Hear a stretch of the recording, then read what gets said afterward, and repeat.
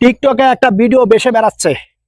এক সৌদির প্রবাসী মালয়েশিয়ান প্রবাসীদেরকে নিয়ে এত কুরুচিপূর্ণ মন্তব্য করেছেন যা মুখে বলা যায় না। কারণটা কি জানেন? কারণ ওয়ার জন্মই হলো ওই পতিতালয়। ওয়ার যদি জন্ম পতিতালয় না হতো তাহলে ওই মালয়েশিয়ান প্রবাসী সব প্রবাসীদেরকে জাওরজ বলতে পারতো না, এবং মালয়েশিয়ান সব প্রবাসীদেরকে ওয়া রাস্তার পাশে জন্ম হয়েছে এই কথা বলতে পারতো না। ওয়ার জন্ম হয়েছে গিয়া হলো ওই কি জানি বলে না, ওই জায়গাটার নাম বুঝলেও তো গেছি, জায়গাটার নামও মনে নাই। ওই জায়গায় হয়েছে, নিষিদ্ধ জায়গায় হয়েছে ওর জন্ম। ওর জন্ম যদি নিষিদ্ধ জায়গায় না হতো তাহলে ওই মালয়েশিয়ান প্রবাসীদেরকে নিয়ে এভাবে কিভাবে কথা বলতে আছে। টিকটকে এই ভিডিওটা দুনিয়ার ভাইরাল হয়েছে, সবাই কিন্তু প্রতিবাদ ভিডিও বানাচ্ছে। আপনারা মালয়েশিয়ান যে প্রবাসীরা আছেন আপনারা ভিডিওটা দেখবেন, দেখে তারপরে কি করবেন, আপনারা করবেন, প্রতিবাদ ভিডিও বানাবেন। যদি প্রতিবাদ না করেন, সৌদির আরেক প্রবাসী বলছে মালয়েশিয়ান কামলারা তোরা কি এই খাবার জীবনে চোখে দেখবি না।